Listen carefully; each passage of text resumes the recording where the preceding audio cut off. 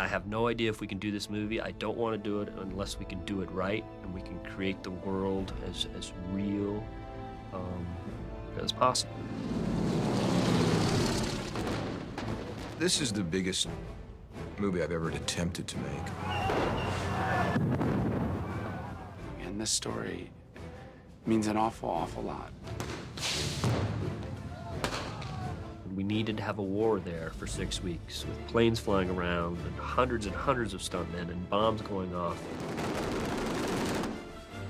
How do we do something we haven't done before? How exciting can we make it? How are you going to flip a battleship? You really felt like you were in a war.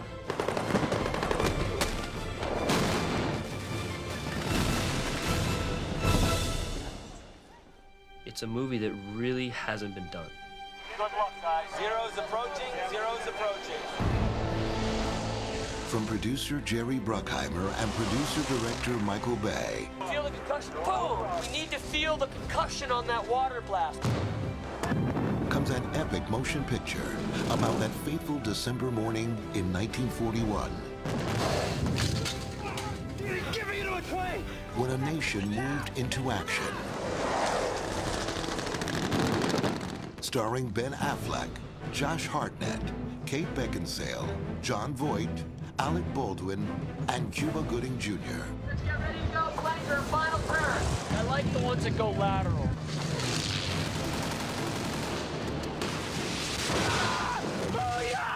Travel behind the scenes for a special look at the making of a film of massive scope and scale. I'm just gonna make up some booms for you, all right? This will be very loud. And journey back in time to relive the drama of a day that will live in infamy. It's a story of a catastrophic defeat, heroic victory, and personal courage.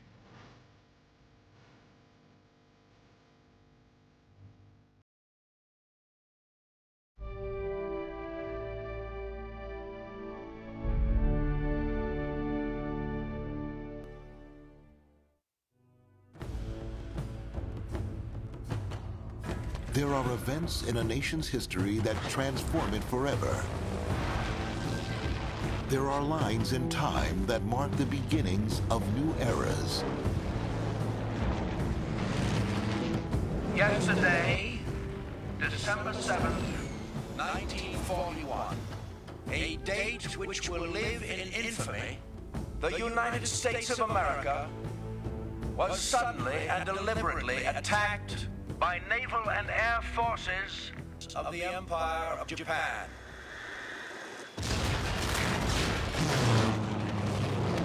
The Japanese achieved complete surprise. They took control of the air by destroying the American planes that were grouped together on the ground. First thing they saw was dirt kicked up beside us. Somebody said, "What's that?" And somebody else said, "My God, they're shooting at us."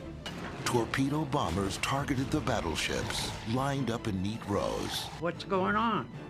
They said there's a mock air attack. The USS Oklahoma capsized in 8 minutes with its crew inside. All hands man your battle stations. We're being attacked by the Japs. This is no drill. The USS Arizona was struck by a bomb that penetrated its ammunition magazine. 1,177 of its sailors were entombed and perished. Over 2,400 Americans lost their lives in the attack on Pearl Harbor. The character of a nation is difficult to discern until its people are put to the test. Eyewitness accounts of the attack were a key element in the development of the film's story, leading producer-director Michael Bay to interview more than 70 Pearl Harbor survivors, many of whom visited the set during production. I was just fascinated with all the little teeny tidbits of heroic stories within this huge tragedy. And that's what really got me intrigued. So me and my buddy was coming out, and I went out through the hatch, and I dropped in water this deep. And I turned around, and I said, "You coming, White?" He said, "I'll be right with you." And the hatch went shut, and he didn't get out. I saw this innocent man, and I saw his eyes start to well up. And I realized this man was telling me a story that he rarely tells. Something you don't forget, especially when you see thousands of men screaming, you know, Mama. They were all young kids like I was, you know, they were just kids. They were screaming for their mother and father. It was staggering to hear such an amazing story, and it's truly a tragic story, but through this tragedy comes this amazing American power that rises from these ashes. The road traveled to get the story of Pearl Harbor from script to screen was a long and arduous one, requiring a united front on the part of the filmmakers and a deep commitment to making sure the story would be told properly. How can I take the audience into this attack, and what can I show that would represent the key things in this attack that were symbolic enough to give you the whole feeling of Pearl Harbor? I felt that the picture couldn't be made properly unless Michael could shoot at Pearl Harbor. We had intense meetings with the Pentagon, Secretary of Defense on down, and we were asking really for unprecedented military cooperation. 1 year prior to production, Bay and Bruckheimer created simple animation sequences to help sell the military on the idea. We worked with a satellite image of Pearl Harbor. We digitally made the battleships, digitally made planes. These are just little crude little cartoons, but these planes would actually fly. We can fly around the base. We can create these huge epic shots that we did in my office with just 2 guys. We showed it to them along with these drawings that Michael had worked with an illustrator on what he felt some of the action was going to be in the movie. And I think they were overwhelmed by it, in fact. This was going to be a bigger approval, bigger support challenge than anything else we've ever done. The Navy signed on to the project and allowed the production to film on location at the exact spot where the attack took place. Jerry's a filmmaker of great stature, and we had every confidence that this is the kind of picture that he could bring to fruition successfully. And one, too, that had a higher purpose, and that is to reflect credit on the survivors of Pearl Harbor and those who did not survive Pearl Harbor. While the filmmakers strove to portray the actual events of Pearl Harbor, they also had to focus on how to bring the audience into the emotional realm of the real people who experienced it. If we make the story about getting caught up in the lives of some people, some very specific people that we care about, and the journey of their lives, then we will capture an event. We'll have a story of humanity. If I had one more night to live, I'd want to spend it with you. And it's the people that make any event worth telling and lasting. The emotions of the fictional characters created for the film story are based on a combination of historical fact and eyewitness accounts of the days leading up to December 7th, 1941, and of the tragic moment when the bombs first began to fall. There were so many stories. What I kept trying to do is not tell the one particular story or the two. I kept taking bits and pieces to try to give the essence of what happened. You know, the man who was on the Oklahoma on the rail that was going over, literally the entire ship is going over and he's holding on and his buddy's saying, I can't swim, I can't swim, I can't swim. I can't swim! And he falls into the water and he drowns. I'll have these things like the bomb that blew up the Arizona was supposedly they feel it was a bomb that came from a high-level bomber 10,000 feet up, and it went 4 stories down into the magazine room, where the magazine room is where they stored the gunpowder for their shells. The nurses from Pearl Harbor had harrowing experiences with these young men burned and dying all around them, and they didn't have the medical supplies to keep up with the amount of casualties that were coming in. The nurses really have to just act. It's a life, obviously life or death situation that they can make a big difference to, so they really have to store everything up and kind of panic later almost. There's too many to help, okay? You gotta sort them out. Only those that can be saved you bring in here. You got that? I can't. No, please do it! I need you to do it! Go! Go! From the nurses who assisted the injured to the soldiers who faced the battle, real-life eyewitness accounts were interwoven into the film's scripted story. I didn't even know the Japs were sore at us! The planes were low, you know, they were way up there. They were below the horizon. Boy, we jumped out of that bunk. I didn't have any clothes on except my skivvy shirt and shorts. I hit the deck and tried to get behind something. They were blown up and blown off the ships.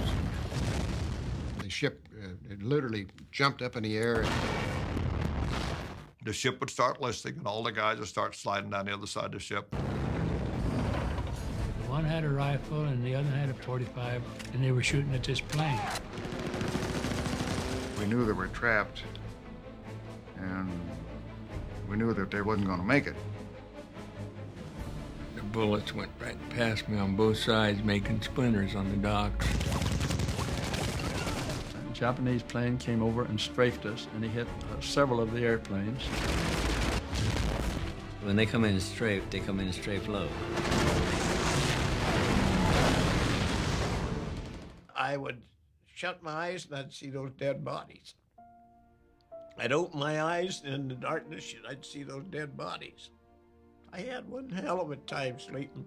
Once in a while, I'll wake up during the night, I'll see strange things, you know, and then it'll come back to me towards the Pearl Harbor Sea. And it's always in my memory. While eyewitness accounts of the raid heighten the film's emotional story, fact-based historical figures also appear throughout the film to provide the story with a sense of reality. We are at war. Of course there's a risk. Historical figures portrayed in the film include Franklin Delano Roosevelt.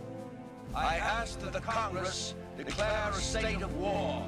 I still look at him. I said, well, it looks familiar. It's Roosevelt, but that actor, I can't quite tell who he is. It's John Boyd. Do not tell me. It can't be done.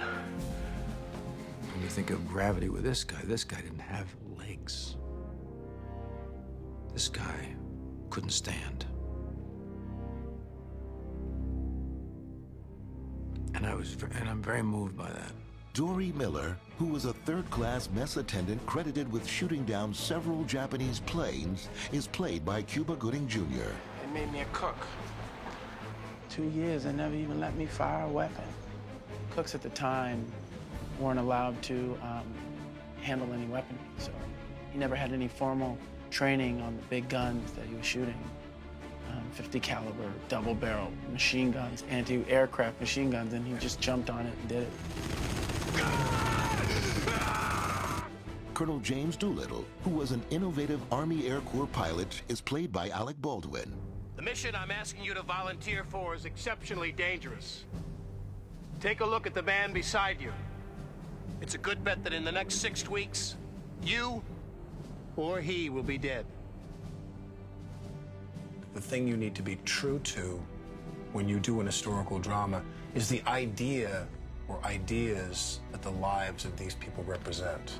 And Doolittle is somebody who you can't make him more heroic than he was. Victory belongs to those that believe in it the most, and believe in it the longest. We're gonna believe. We're gonna make America believe, too. Here we go. Ready, ready? Even the characters portrayed by Ben Affleck and Josh Hartnett are an amalgam of real people, woven into the fictional story of two friends from Tennessee who go into battle side by side. Just make sure and come back for the both of us, all right? My character, for example, is representative of everything that happens to me happened to somebody in the war. Get me to a damn plane! During the attack on Pearl Harbor, two men named Welsh and Taylor actually did manage to get airborne, and although hopelessly outnumbered, they shot down 6 enemy aircraft. Let's do it!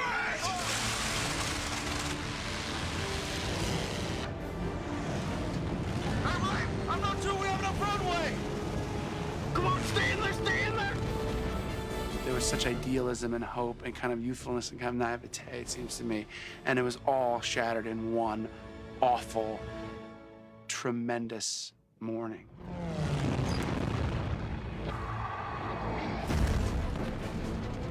And it's literally waking up on a beautiful Sunday morning and then entering hell.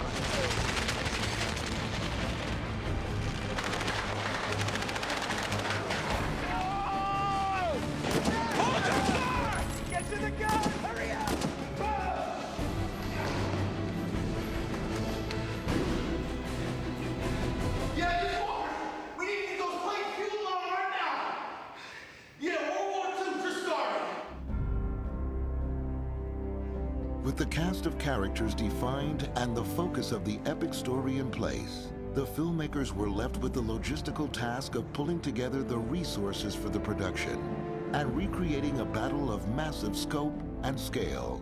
Only you guys will make sure the military looks like they're military. We need your help on that. There's a period feel to Pearl Harbor, and that's the hardest thing to create. Then there was the whole hardware issue. Can I create Battleship Row? These are battleships that do not exist anymore. On a scouting trip at Pearl Harbor, Bay looked out the plane and noticed a group of ships. And I'm like, what are all those ships doing there? Some of the ships turned out to be part of the Navy's inactive fleet. I was wondering, well, these ships could supplement for some of the stuff we were doing, because we needed ships that we can really rip apart and put gigantic explosions on. Doesn't look good, right? Camera right here.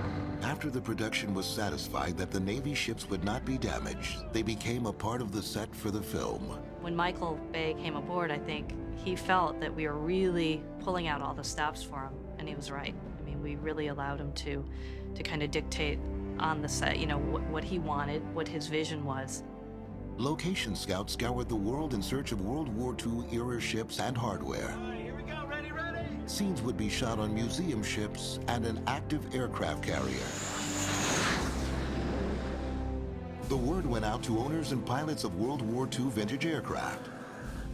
And soon a small air force of period planes was being shrink-wrapped in plastic and loaded onto an ocean-going barge. The costume designer went to work immediately to create from scratch 8,000 authentic World War II uniforms and to gather period clothing from around the world. Women today are a lot bigger than they used to be, and a lot of the women who were cast were models, and they'd be 6 feet tall and wear a size 10 or 11 shoe. It was a nightmare. I mean, that was probably the biggest challenge. Every detail was scrupulously considered. Alec Baldwin was sent to officers' training school. Human stack. Climb up this wall, one over the other, get to the top, then we're going to feed the barrel up the side, then we're going to pull each other one by one over that way.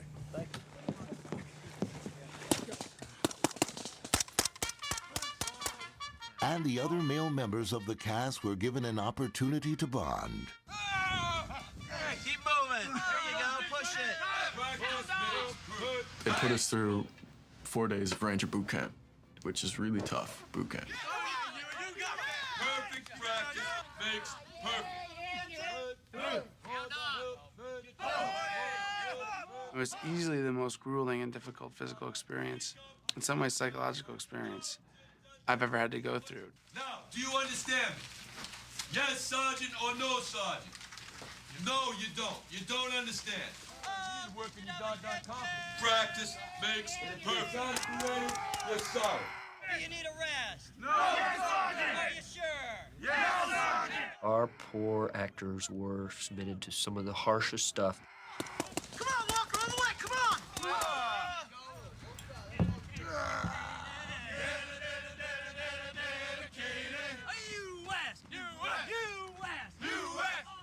It left me with a real sense of achievement after having finished it, and it left me with an enduring respect for what the men and women of the United States military go through. Ready, and action. The overall picture of what happened at Pearl Harbor is fairly clear. But the visceral story unfolds only when told through the eyes of the people who were there. And I'm telling you, it scared the living daylights out of me. It was fear that I had never ever in my life felt before. I have never known fear like that in my whole life when I saw the Arizona explode.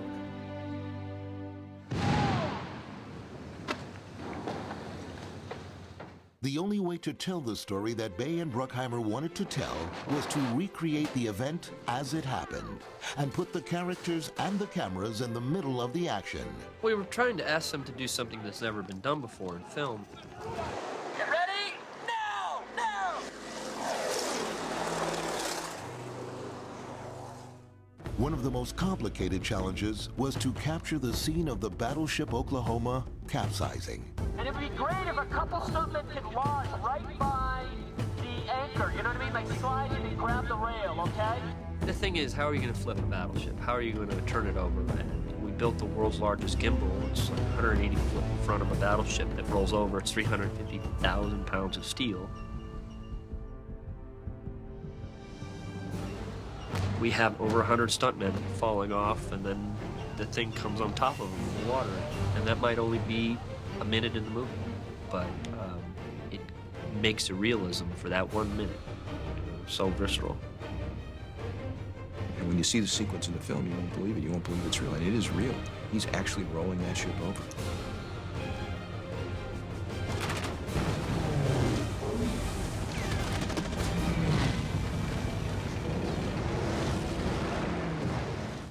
Special effects supervisor John Frazier was in charge of creating the explosions. For Michael to go out and say, we're gonna blow up real ships. I mean, every other movie that's ever been made would not even consider that. It'd be a model. You have to do so much research on what happened and what these explosions look like. We did one 6-ship explosion that was rigged for over a month and a half. We used 700 sticks of dynamite, and we used 2,000 feet of primer cord and 4,000 gallons of gasoline. Yes, we have resistance. In the special effects world, when we say we blew up something, well, it's simulated. We strategically place charges. They are high explosive charges, but the way we place these charges, they do no harm to the ships. 3, 2, 1.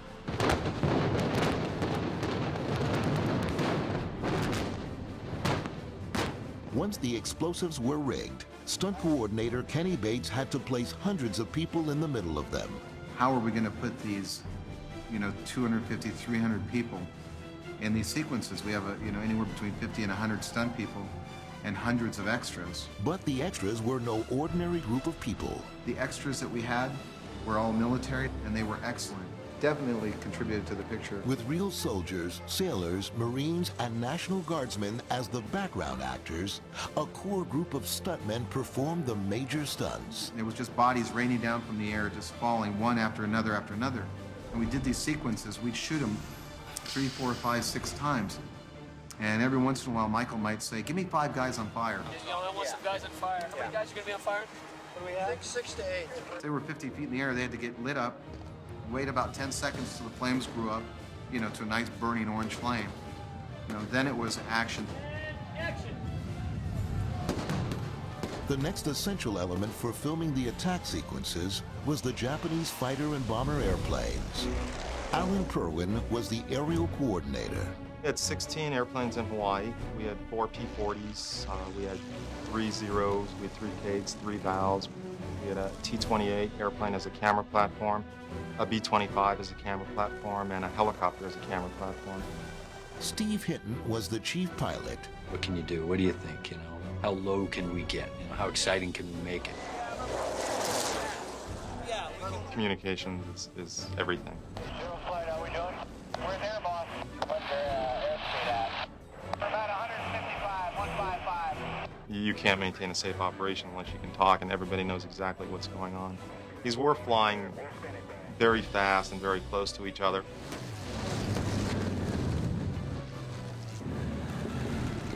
There were over 350 separate bombs that had to be detonated within 7 seconds, with planes flying by a few seconds before.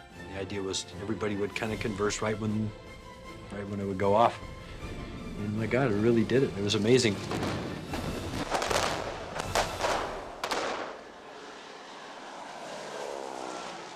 Flying along and seeing, going right by. Holy smoke! Look at that. That was really impressive. And the effects guys who put it all together, they really were right on. They went between buildings. They were skimming the water. They were dive bombing.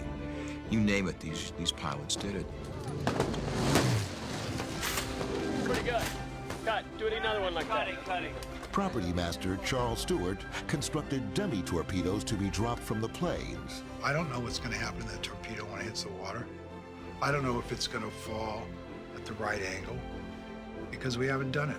I mean, we had to test 2 torpedoes when we got over there. I hope these torpedoes don't break. We found out that we needed to change the weight distribution a little bit. They need to be weighted a little differently. Yeah, really. A little top heavy. So let's get a camera right here on sticks, okay? When we were doing big shots, we would do 10 or 11 cameras. Wow, 75's pretty good. 5 of them would be operated, What if you try a 40? and then the rest would be small little IMOs that we place to get stuff on the ground. There's going to be a VistaVision camera and a 4-perf camera. One camera looking across extras, and then number 8 is our plate shot here on the crane. That's pretty good too. Director of photography John Schwartzman kept the cameras in the middle of the action. We designed the explosion so that the cameras could run in amongst the stuntmen. I mean, sometimes the stuntmen were literally there as like bodyguards for the camera guys, so that if something went off, they would sort of intercept it before the camera got hit.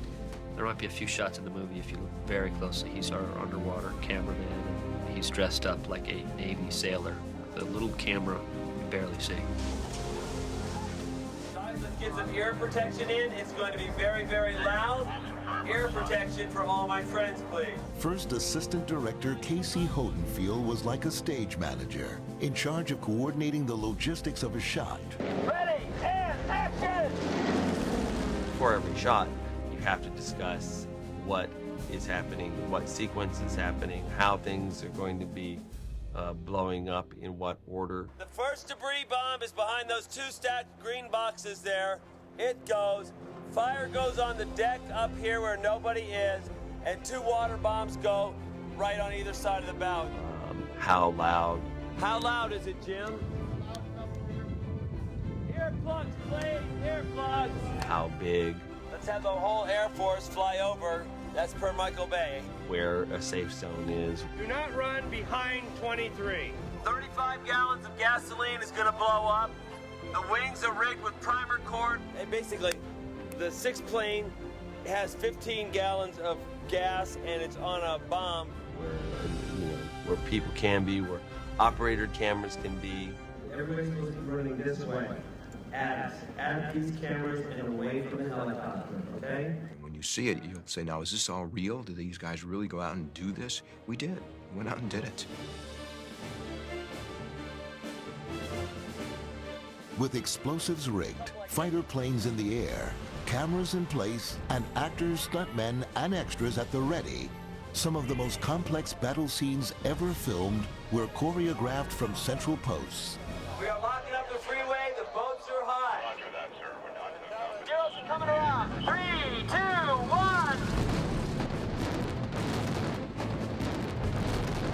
And Steve, David is requesting you be number 20 with camera. Roger, right there. Number 2, Will. We have a 38-hit nail board. And helicopter's coming back in for a gun cam. All right, when the big water hit comes here. 3, 2, 1, go. Boom, geyser in the air. Yes, it's Hollywood, but that's real fire. That's real flame. It was the first time I'd actually seen a 300-foot wide fireball coming right at me. Blew it up right behind us, and we're running away from it. It literally knocked us down.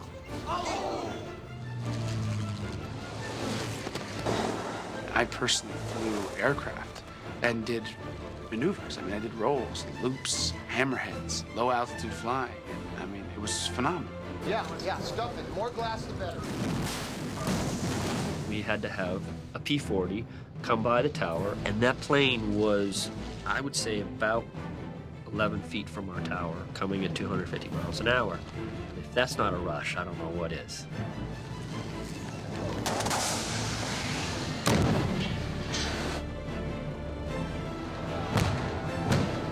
This is as good as it gets for an actor.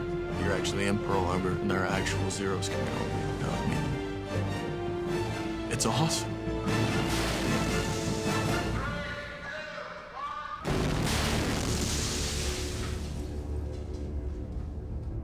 The logistics of filming the attack on Pearl Harbor required hundreds of dedicated cast and crew members. However, to heighten and enhance the scope and scale of the film's massive battle scenes, The filmmakers needed to look beyond the physical resources they had put in place and step into the world of new computer technology. I literally had 9 planes to create an air force of 350. We started with the real ships blowing up, the real planes coming in, and enhanced it with digital effects.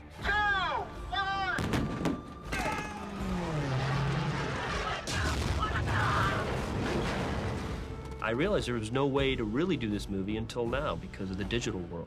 And I chose ILM because of their sheer computer power, which is second to the US military.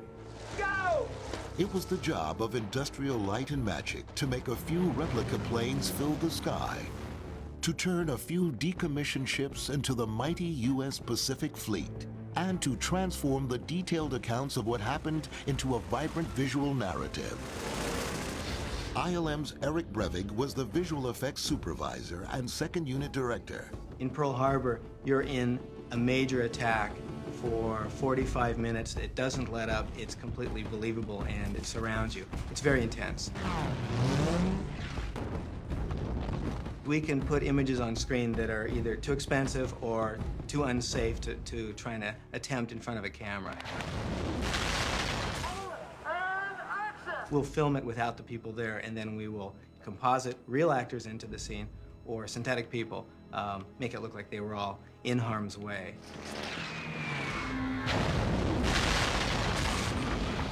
Before any detailed effects could be created, ILM had to turn the visual clock of Pearl Harbor back 60 years and erase the modern buildings that lined the shore.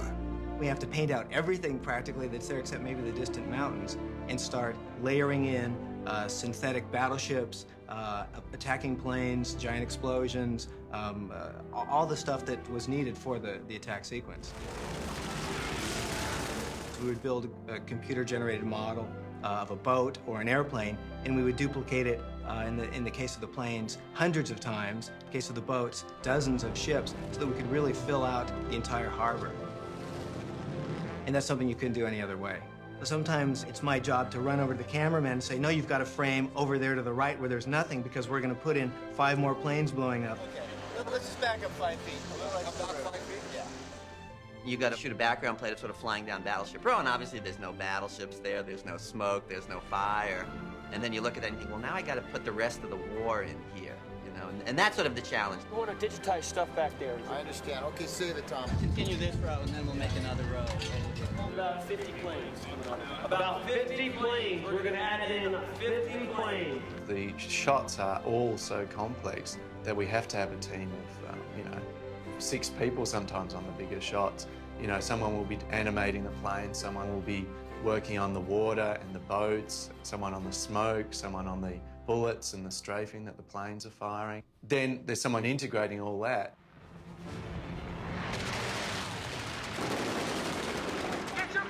To enhance scenes involving large-scale explosions and numerous background actors, ILM was called upon to build a computerized library of interchangeable animated human characters. There's humans, there's sailors all over these things, and they're being, sucked under and they're trapped inside.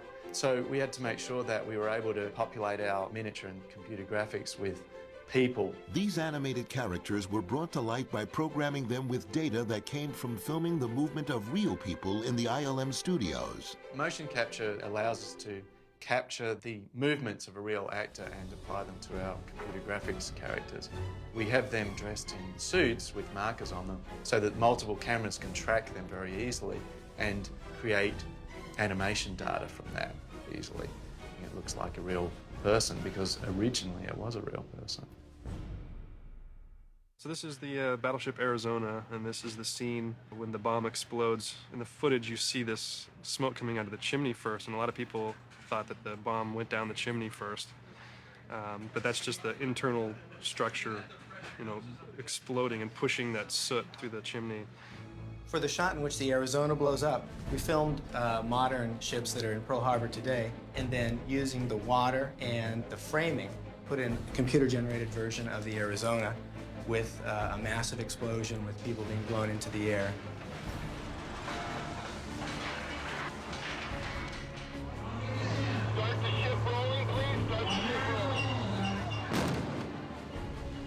To create the shot of the Oklahoma capsizing, the filmmakers first filmed live action shots of the huge gimbal rotating with stuntmen clinging on. Then ILM did the rest. We filmed that with visual effects cameras as though there was an entire ship continued on the back of it, and then in post-production modeled the rest of the ship and tracked it frame by frame to this little nose piece and put another 150 CG sailors continuing the population of the ship going back. And this whole thing turns over, splashes down into the water. All this stuff is added into one sort of amazingly big shot. It's just a question of sort of memory for computers, I think, is what it is as they get faster and you just can do more.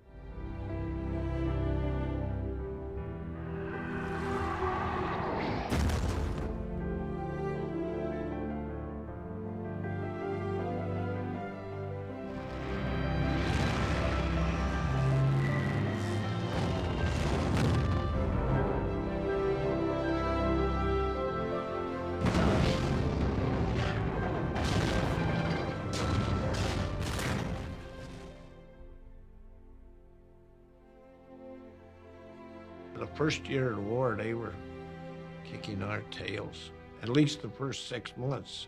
And they had thoroughly intended to conquer the United States. There wasn't any doubt about it. That's the first time I ever had anybody shooting at me with intent to kill.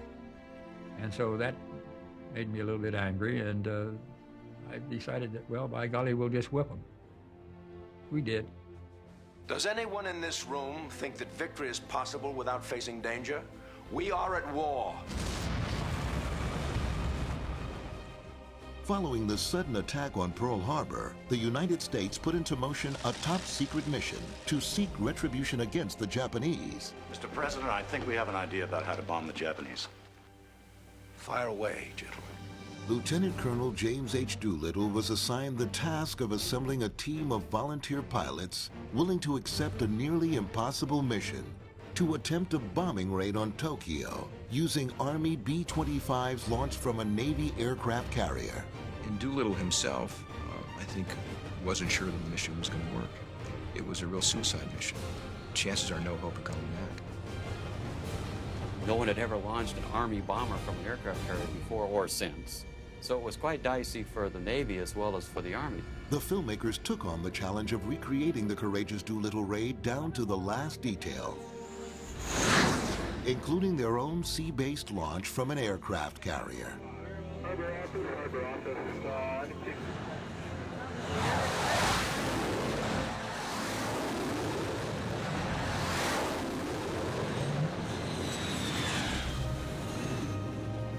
When you're on a real carrier and you're out in that breeze and they turn that thing around and you're going into the wind as they're trying to take off.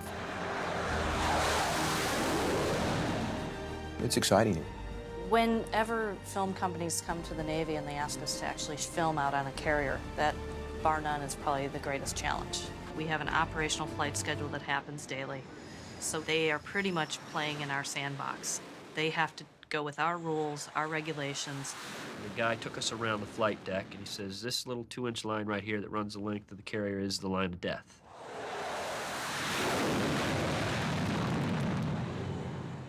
Do not pass this line. Well, our cameras were 4 feet on the other side of the line of death. 10 feet away, there were F-18s landing every minute.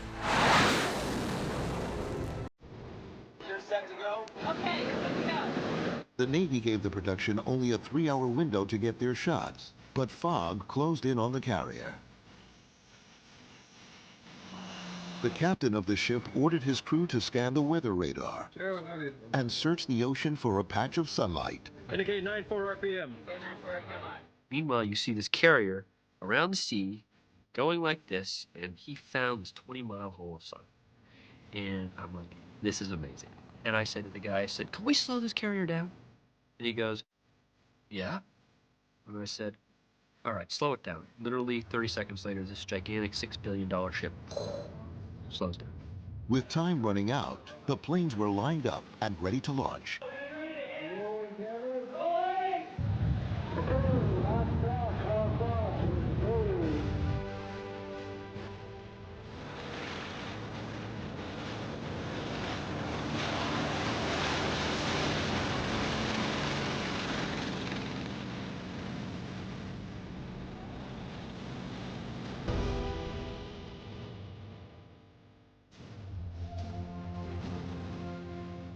During the production, survivors of the Doolittle raid were invited to visit the set. We were told that we were going to bomb Tokyo, so we all were going to make the first retaliatory strike against Japan.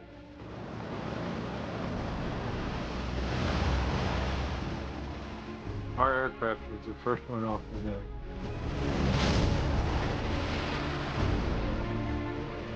We didn't know if we had enough gas to make the coast, and we climbed up to 9,000 feet. We're in the enemy's backyard! Bombs away! Bombs away!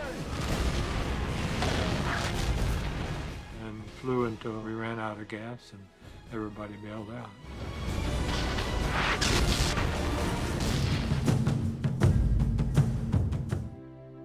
Of the 80 volunteers who made up the Doolittle Raiders, 67 managed to make it back home.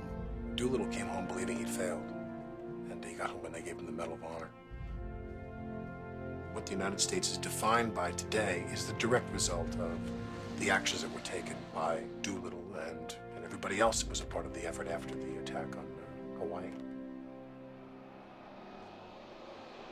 I was really honored to be allowed on the U.S. hollowed ground to do this movie. It was eerie sometimes to be sitting where the first bomb dropped during the attack. All of a sudden I thought, oh my God, I'm standing in a place where, where this event actually happened. And then it became very profound for me. You have the people who were there to whom this event has a very personal relevance and meaning. They're actually very everyday, ordinary folk who did really extraordinary things when confronted with that level of challenge. They've gone through something that I don't ever want to go through, They always say, remember Pearl Harbor. All these survivors say, we want people to remember Pearl Harbor. Perhaps the most poignant reminder of the battle that took place at Pearl Harbor is the sunken remains of the battleship Arizona. Oil from its fuel tanks still seeps to the surface. It has become a memorial to the men entombed inside. This image just came to me that we got to be able to see that ship. It would be so great to see the real ship as it is today. So we asked the National Park Service, and they felt that this would do something for the monument and keeping memory of it. You go under the water, and it's very murky under there.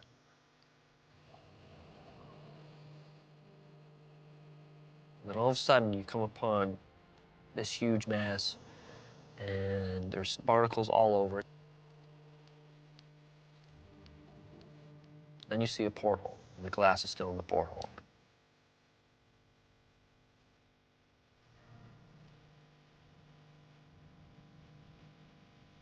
The front of that ship, there's still 3 guns sitting there.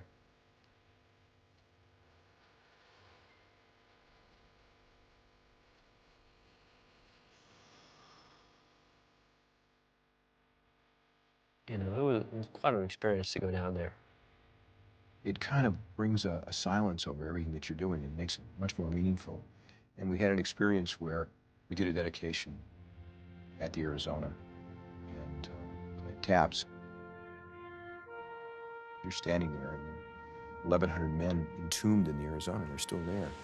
It brings tears to your eyes, the sacrifices that our armed services made to protect our freedom, and that's what you feel at Pearl Harbor. Pearl Harbor survivors and guests will now take a flower and place it into the waters of Pearl Harbor. My division alone lost almost 30 people. And most of them were good friends of mine. A lot of them died in the water and sank. Everybody in that aircraft, in that mess hall was killed, that morning. Finley and Jones, I went through boot camp with in sea school.